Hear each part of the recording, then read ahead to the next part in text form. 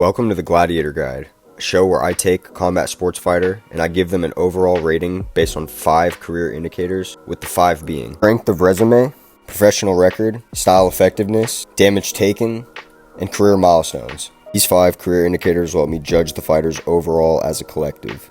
I will give each category a rating out of 20 overall, and once I've completed each one, the totals will be added together, ultimately to reveal said fighter's overall out of 100. To achieve this, I'll be walking you through the fighter's career, grading it as we go. After all of that's been completed, I'll add the fighter to the Gladiator game. Now that you're all caught up, if you enjoy the content, it'd mean a lot if you subscribed and dropped a like.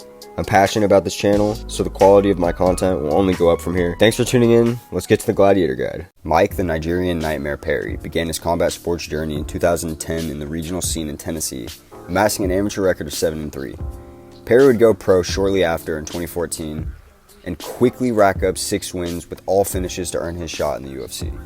Platinum debuted at UFC 202 McGregor vs. Diaz 2 against Yun Yu, securing another first-round knockout.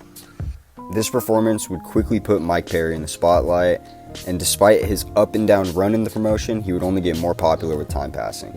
Throughout his UFC run, Mike would go 7-8 with fights against Danny Roberts, Alan Jouban, Jake Ellenberger, Alex Reyes, Santiago Ponzinibbio, Max Griffin, Paul Felder, Cowboy Cerrone, Cowboy Oliveira, Vicente Luque, Jeff Neal, Mickey Gall, Tim Means, and D-Rod.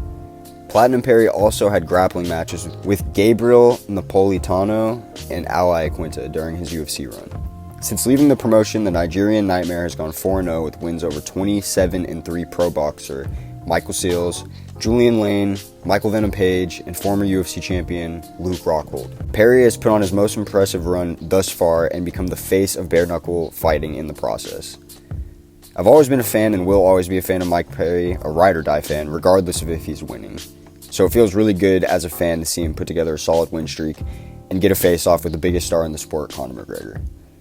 Now that we've gone over Platinum P's career thus far, let's go over the stat board. As always, we'll begin with professional record, which is clearly a bit confusing to pin down entirely on paper, but if we count his recent fights in MMA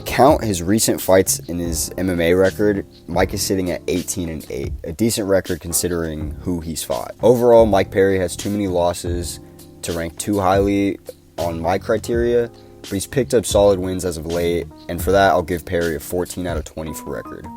Next up, we'll go with style effectiveness, and this is where Perry's greatest strength is simultaneously his greatest weakness.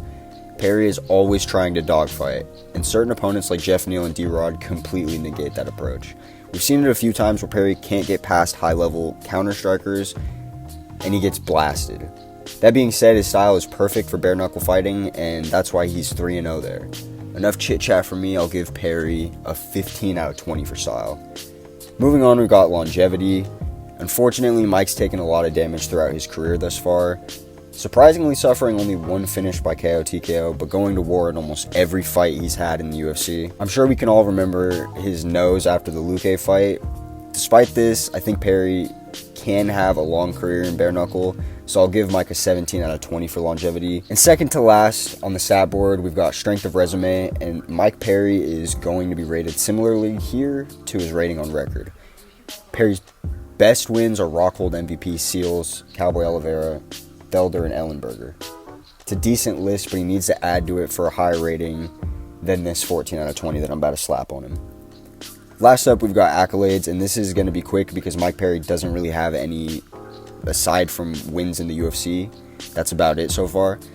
So he'll get a 10 out of 20 from me. Tally it all up, and we've got a total score of 70 out of 100 for Mike Perry on the Gladiator Guide. Let's plug Platinum P into the character select screen and wrap up this edition of the Gladiator Guide. If you enjoyed this video, it'd mean a lot. If you liked the video, drop a sub, all that gango.